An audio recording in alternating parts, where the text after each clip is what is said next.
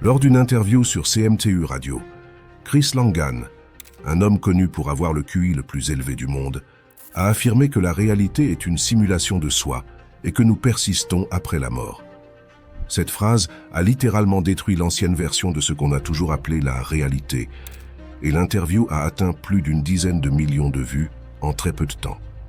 Si cela vous paraît totalement fou, alors accrochez-vous, car la suite va l'être encore plus.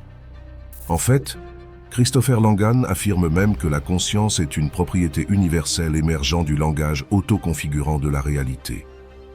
Si cette phrase vous paraît complexe, pour faire simple, elle signifie tout simplement que la conscience que nous avons est en fait la conscience de la réalité elle-même. Cela signifie que nous sommes l'univers conscient de lui-même et que par conséquent, nous sommes à la fois le créateur et l'acteur de notre vie dans son intégralité. Si cela vous paraît étrange ou que vous ne comprenez pas du tout pour l'instant, c'est normal. Et justement, nous allons tout expliquer en détail et très simplement tout au long de la vidéo. Je peux vous garantir qu'à la fin de la vidéo, vous aurez tout compris, même si vous n'y connaissez rien en physique quantique. Déjà, commençons par expliquer ce qu'est la physique quantique. La physique quantique est une branche de la physique qui étudie simplement le comportement des particules subatomiques de l'univers. Pour faire très simple, tout dans l'univers est constitué de ces particules subatomiques. Elles sont comme la matière première de toute chose qui existe. Cela signifie que si l'on comprend comment ces petites particules se comportent et se forment, alors on comprend comment fonctionne la réalité elle-même. Car, comme on le sait aujourd'hui, les petites choses composent les grandes, et vice-versa. C'est une phrase qui est d'ailleurs très connue dans les textes anciens, comme celui de la table d'émeraude, ou dans les ouvrages comme le Codex d'Élohim, affirmant que « ce qui est en haut est comme ce qui est en bas ». Ainsi, pour en revenir aux particules, la science sait aujourd'hui ce qu'elles sont et comment elles se comportent. Les particules subatomiques sont constituées d'énergie. En fait, cette énergie est à l'origine une vibration dite d'unité. Ce terme signifie simplement que tout l'univers est fait d'une même et unique substance, qui est l'énergie. En physique quantique, cela se nomme le champ quantique. Si cela vous paraît complexe, imaginez tout simplement que vous englobez tout l'espace infini autour de vous.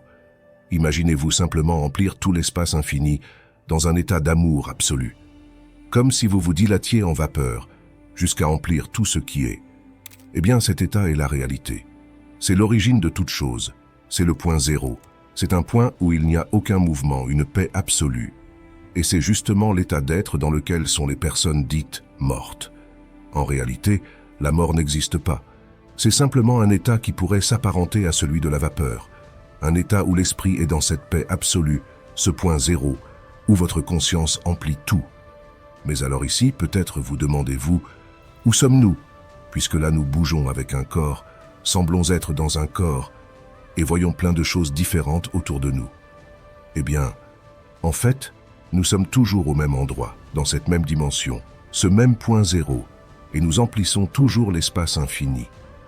Simplement, ce qu'il faut comprendre, c'est que l'esprit, à partir du moment où il pense, crée un mouvement au sein de ce champ quantique.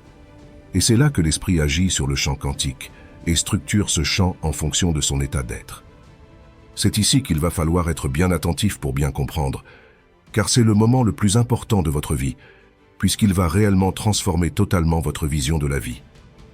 En fait, contrairement à ce que tout le monde pense, ce n'est pas le cerveau qui produit la conscience, mais la conscience qui crée l'apparence du cerveau, du corps et de l'environnement. En réalité, l'esprit, le corps et l'univers sont une seule et même chose. Si cela vous semble être une révélation, sachez qu'en réalité, cela fait bien longtemps que cela a été prouvé maintes et maintes fois par d'innombrables personnes.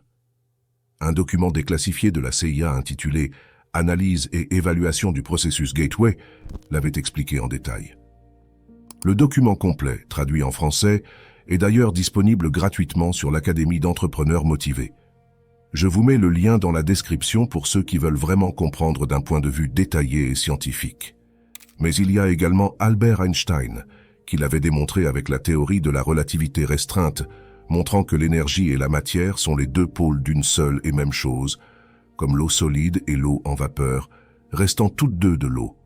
Il y a aussi d'innombrables principes de la physique quantique, tels que le principe d'incertitude d'Heisenberg, la dualité onde-particule et l'interprétation de Copenhague, qui révèlent que l'observateur, soit la conscience, est la source du processus de création.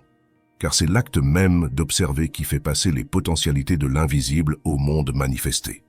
Donc, si vous vous demandez encore si cela est une simple théorie, sachez que cela fait bien longtemps que ce n'est plus théorique, mais purement véridique. Tout est énergie. Point. Maintenant, c'est là que nous allons tout bien détailler, de manière bien plus simple, et surtout répondre aux plus grandes questions existentielles. Car savoir que tout est énergie, c'est bien, mais ce sont les possibilités que cela offre qui sont vraiment intéressantes. Jusqu'à présent, nous avons tous vécu comme des personnes mortelles, soumis à d'innombrables lois de la physique, et nous percevant généralement comme juste un être humain.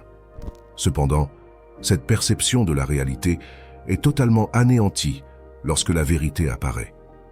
Et c'est donc là que d'innombrables questions se posent, puisque tout est énergie et que la conscience est ce qui structure le corps, le cerveau et l'environnement, alors la mort n'a en réalité jamais existé, et dans ce cas, vivons-nous déjà éternellement? Mais également, puisque c'est notre conscience qui crée la réalité à partir des possibilités infinies du champ quantique, cela signifie-t-il que tout est réellement possible, de manière purement scientifique cette fois-ci? Mais surtout, si depuis le début nous sommes en réalité l'univers conscient de lui-même, venons-nous seulement de nous souvenir de qui nous sommes, et dans ce cas, quel est le but de tout cela? Eh bien, nous allons donc répondre à toutes ces questions, en commençant par la première. La première question était, puisque tout est énergie, et que la conscience est ce qui structure le corps, le cerveau et l'environnement, alors la mort n'a en réalité jamais existé. Et dans ce cas, vivons-nous déjà éternellement? Pour bien répondre à celle-ci, revenons à la physique quantique, et plus précisément à l'interprétation de Copenhague, formulée par les célèbres physiciens Niels Bohr et Werner Heisenberg. Celle-ci affirme que la réalité n'existe pas en tant que chose définie avant d'être observée, c'est-à-dire que tout est à l'origine un simple champ infini de possibilités, et que c'est seulement à partir du moment où la conscience observe que cette énergie se structure et crée donc ce qu'on appelle la réalité.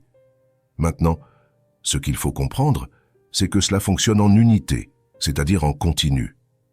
Ce champ quantique d'origine, ou point zéro, est un état que les gens atteignent consciemment lorsque leur corps physique meurt, c'est-à-dire lorsque leur esprit lâche prise sur le corps et que leur conscience revient alors à cet état de paix absolue. C'est un état également que vous pouvez expérimenter sans avoir besoin de mourir physiquement. Vous pouvez l'atteindre en poussant une méditation au maximum, qui suit d'ailleurs ce même principe, où la relaxation devient si extrême que vous lâchez totalement prise sur tout, visage, famille, environnement, et cela est donc similaire à se laisser mourir. Dans cet état, vous serez ce champ quantique. Mais à partir du moment où vous allez repenser, vous reprenez directement conscience de votre corps et de votre environnement. C'est également un état que vivent toutes les personnes ayant fait des expériences de mort imminente. Maintenant, l'intérêt de savoir cela est donc de comprendre que nous sommes déjà éternels, puisqu'en réalité le temps n'existe pas. Il est donc prouvé que, tout étant énergie, l'espace-temps est en réalité une invention humaine. En réalité, le seul temps existant est l'instant présent, et simplement, l'homme se trouve là où sont ses pensées, se déplaçant dans l'esprit, ce qui donne cette impression de temps. Comme le disait John Wheeler, la notion de temps existe simplement parce que tout ne peut pas se produire en même temps. En fait, pour être plus scientifique, ce sont les cycles qui donnent cette impression de temps. Tout fonctionne par cycle, les saisons, les cellules, la vie tout simplement. Et le fait de savoir cela nous prouve que, si nous avons été jeunes, nous pouvons l'être pour l'éternité. En réalité, un médecin nommé Alexis Carrel, prix Nobel de médecine, avait démontré que les cellules du corps humain se régénèrent déjà continuellement. C'est-à-dire que les cellules du corps humain contiennent déjà cette nature d'immortalité, un principe d'ailleurs déjà présent dans la nature chez des espèces comme la méduse Turritopsis dorni, qui inverse son cycle de vie à l'infini. En fait, le corps humain est déjà parfait, et les cellules se régénèrent déjà infiniment. Mais ce n'est pas tout. Il est également prouvé que les cellules du corps humain, et la théorie des quantas le démontre aussi, sont de même nature que tout l'univers, même le feu. Mais alors, que signifie cela? Eh bien, cela signifie qu'en réalité, même le fait que le feu brûle est simplement un état de conscience. Le corps humain pourrait totalement passer au travers de flammes sans que les atomes du feu ou du corps ne réagissent entre eux, puisqu'ils sont, à l'origine, de même nature. Mais cela démontre également quelque chose de plus fort, qui est qu'en réalité, il n'y a pas de séparation entre le corps humain et tout l'univers, ce qui signifie que l'homme est déjà omniscient, et donc qu'il pourrait totalement transposer son corps d'un point à l'autre de l'univers en un instant. Mais alors, pourquoi ne manifestons-nous pas toutes ces capacités actuellement? Eh bien, c'est là qu'il faut bien comprendre ce qu'est la conscience. La conscience de l'esprit représente clairement l'état d'être, c'est-à-dire tout ce dont nous sommes conscients, tout ce que nous considérons comme vrai au plus profond de nous, tout ce que, en fait, nous appelons la réalité. C'est-à-dire qu'il faut donc totalement être une chose pour justement la vivre. Et donc, plus précisément, il faut être ce qu'on souhaite être. En fait, comme dit, l'homme est l'univers conscient de lui-même. Et le principe par lequel tout se crée, soit la réalité entière, est bel et bien créé par l'état d'être. Il n'y a donc pas besoin de forcer quoi que ce soit, vous manifestez déjà en permanence. Simplement, pour expérimenter la vie au niveau de ce que vous êtes vraiment, soit Dieu, il s'agit d'être Dieu. Le mot « Dieu » a souvent été détourné, mais en réalité le terme Dieu n'a rien à voir avec un être surnaturel ou extérieur à l'homme, mais désigne l'univers lui-même, ou plus précisément, le principe créateur. Ce qu'il est majeur de comprendre à ce stade de la vidéo, c'est que le principe créateur est totalement l'homme, mais n'a pas besoin de l'homme pour agir. C'est-à-dire que l'homme est le principe créateur, mais, comme dit, ce principe opère continuellement, que l'homme en soit conscient ou non. Simplement, ce qui change, c'est que lorsque l'homme maîtrise le principe créateur, comme on pourrait maîtriser le principe mathématique de 2 plus 2 égale 4, alors l'homme devient maître du principe créateur et commence à véritablement créer comme Dieu crée, de manière totalement consciente.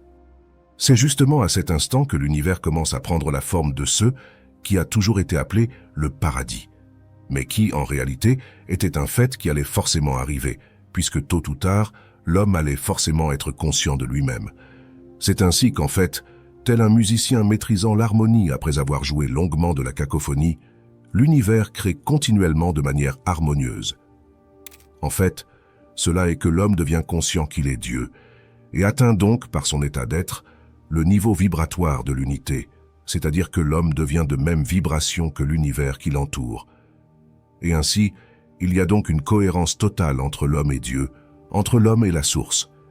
Cela engendre que la dissonance qu'il y avait auparavant entre l'esprit de l'homme et le programme de ses cellules, qui abaissait sa vibration en les faisant vieillir, mourir ou rendre malades, les laisse désormais se régénérer infiniment. De même, la dissonance vibratoire qu'il y avait entre le corps humain et son environnement fait qu'il n'y en a plus, et par conséquent, le corps humain retrouve sa véritable nature, devenant ainsi capable de se transposer n'importe où dans l'univers, de se régénérer infiniment, de voler, ou de manifester tout objet du quotidien avant même d'y penser. C'est ainsi qu'en fait, le besoin de mourir n'existe plus. Là où auparavant l'homme était inconscient de qui il est, cela faisait qu'il abaissait la vibration de son corps jusqu'à le faire mourir, provoquant la lenteur et la dégénérescence, jusqu'à la mort du corps. La mort n'est donc en réalité que l'esprit qui lâche le corps, parce qu'il n'est plus fonctionnel, retournant ainsi à ce point zéro, et redescendant dans un corps à un instant, et ce, infiniment. C'est ce que disait Lavoisier lorsqu'il affirmait « Rien ne se perd, rien ne se crée, tout se transforme ». Car en fait, c'est toujours la même âme qui se réincarne, par les anciens cycles de naissance et de renaissance. Mais en comprenant cela, il n'y a plus besoin de ces cycles, car cela représenterait une grande perte de savoir pour l'humanité. Ce serait comme quitter un jeu pour revenir dans le même jeu, ce qui est absurde. C'est la raison pour laquelle, désormais, il est souvent dit que l'humanité a atteint le dernier cycle où la mort n'est plus. Tout simplement parce qu'en ayant désormais conscience de qui l'on est, on reste et l'on se transforme continuellement, sans avoir besoin de détruire pour reconstruire. On transforme continuellement. Tout ce que nous venons de voir nous fait donc directement répondre à la deuxième question, qui était « Puisque c'est notre conscience qui crée la réalité à partir des possibilités infinies du champ quantique, Alors cela signifie-t-il que tout est réellement possible, de manière purement scientifique cette fois-ci? Et donc ici, on comprend que oui, tout est possible. Mais comme dit, la compréhension du principe créateur nous amène à savoir qu'en fait, il s'agit simplement d'être, et le principe créateur, lui, crée tout seul continuellement à partir de notre état d'être. Exactement comme cela l'a toujours été depuis le début. C'est simplement le fait de maîtriser l'harmonie qui fait qu'aujourd'hui tout ce qui se crée est harmonieux. Mais finalement, rien n'a changé. La réalité reste la même.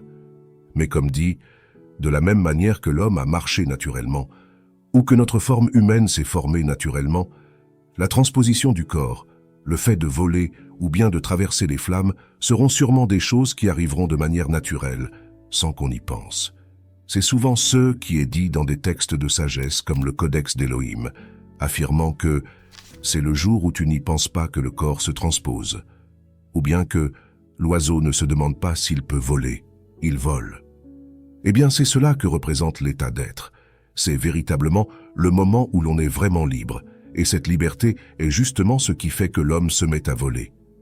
Et scientifiquement, cela se représente par le fait que l'esprit, étant déjà omniscient, soit donc à la fois l'air et le corps humain, fait que, lorsqu'il est dans un état cohérent, donc de même vibration, le corps est porté par l'air, tout simplement. En fait, c'est l'esprit qui porte l'esprit. Et en ce qui concerne la troisième et dernière question, qui était « Si depuis le début nous sommes en réalité l'univers conscient de lui-même, venons-nous seulement de nous souvenir de qui nous sommes? Et dans ce cas, quel est le but de tout cela ?» Eh bien, la réponse est que oui. En fait, l'homme s'est souvenu de qui il est, mais d'une manière logique. Comme dit, le principe créateur a toujours été. Il s'est auto-fécondé, c'est-à-dire qu'il est à la fois Dieu et l'homme, soit donc créateur et création, les deux étant un. Et donc, en réalité, ce fut simplement l'homme se souvenant qu'il était Dieu. Mais l'oubli n'a pas été une erreur, c'est juste l'univers devenu conscient de lui-même. C'est un peu comme pour un musicien. Il a forcément expérimenté la cacophonie, et seule la maîtrise apporte l'harmonie. Eh bien, c'est exactement la même chose ici. Sauf qu'ici, la cacophonie n'a en réalité existé qu'en l'homme, car l'univers tout entier a toujours été harmonie, puisque tout est créé uniquement à partir de cette unité. C'est-à-dire que, peu importe ce que l'homme faisait, l'harmonie serait forcément arrivée. Simplement, ce qui change pour l'homme, c'est d'avoir conscience de l'harmonie, et que maintenant il crée uniquement à partir de ce principe unique, et donc qu'il devient maître du principe. Et donc, pour en venir au but, le but est la création infinie. L'univers s'étend dans le sens où l'homme amène constamment de nouvelles possibilités à la forme, en apportant de nouvelles structures au visible par de nouvelles idées. En fait, chaque idée pourrait être vue comme une graine qui est plantée dans l'âme, maintenue par la pensée, et qui devient ensuite une conception qui se manifeste sous forme physique. Voilà. Sachez que si cette vidéo vous a plu, mettre un pouce bleu et vous abonner me ferait extrêmement plaisir. C'est important pour que la vidéo soit mise en avant par l'algorithme YouTube. Pour ceux qui souhaitent aller plus loin dans la maîtrise du principe, j'ai mis à votre disposition plusieurs e-books gratuits sur l'Académie d'entrepreneurs motivés, mais également des formations plus poussées comme Mindset Leadership, dans laquelle vous apprendrez intégralement à reprogrammer votre esprit pour manifester la vie de vos rêves, autant sur le plan financier que sur le bien-être personnel. Vous êtes déjà nombreux à m'avoir fait de très bons retours sur la formation, et en plus, elle est actuellement en réduction de 30%. Alors n'hésitez pas, tous les liens sont dans la description, et vous serez remboursé si jamais la formation ne vous convient pas, mais ce cas-là n'arrive jamais.